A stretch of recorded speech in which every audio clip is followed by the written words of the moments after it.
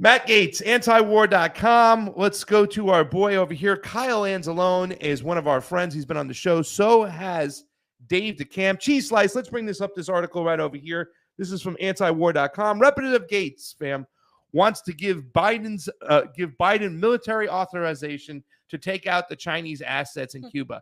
So anti-war Matt Gaetz, fam, right? He's anti-war, but he wants him to use the AUMF to go after China in Cuba.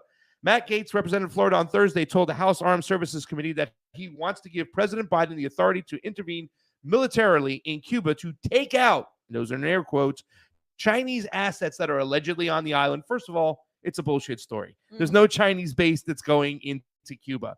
The Chinese are coming in with the BRICS nations to help them financially and economically, but there is no freaking Chinese aircraft destroyer. And I'm glad the Chinese are doing that because Cuba is in dire need, and both Russia and China are making economic deals with Cuba, and this is going to help out. Starting July 1st, there's going to be more flights directly from Russia into Cuba, which will be great for both the Russians and the Cubans, because the Russians can only go certain places. They can only go to Turkey without needing a visa. They can go to like certain Arab countries without needing a visa, but they want to see the beach because they live in Russia. Yeah. So what do? Okay, so now you can go to Cuba and spend your money, and you can use your MIR card, put it in there, and your rubles will come out in pesos, and you'll be able to have the cash. It works well for both economies, and I think China's just going to be doing that as well. More infrastructure projects. So it is really good.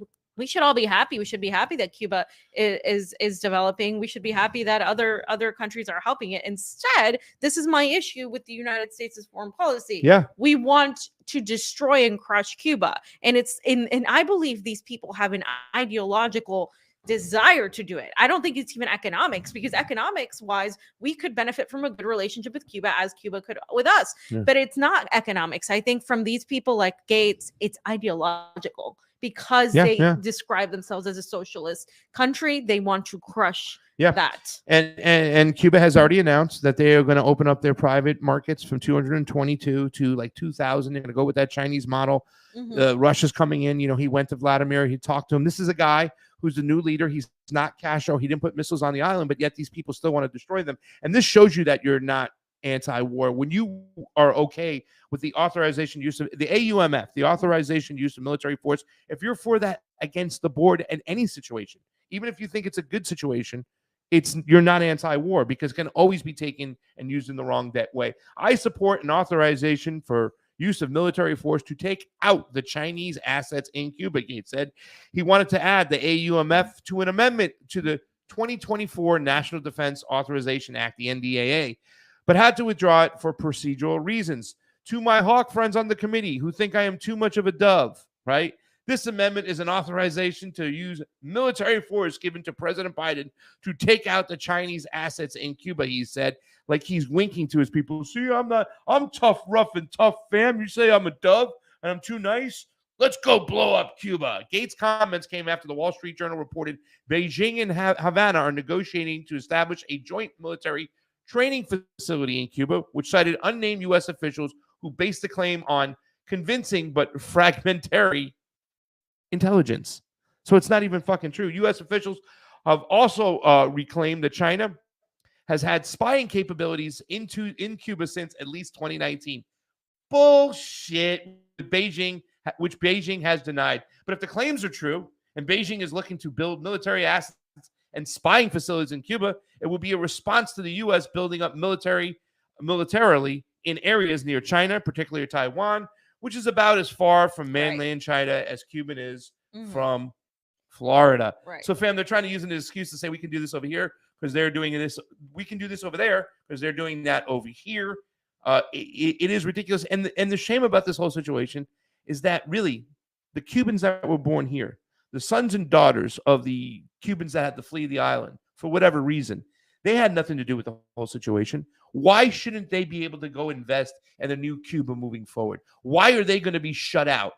Because of our stupid fucking global fascist mentality? See, you say it's an ideological thing, but I also think there could be other economic sources behind it, pushing these guys, going, make sure you stay on top of Cuba because we want our real estate back. The mafia, right.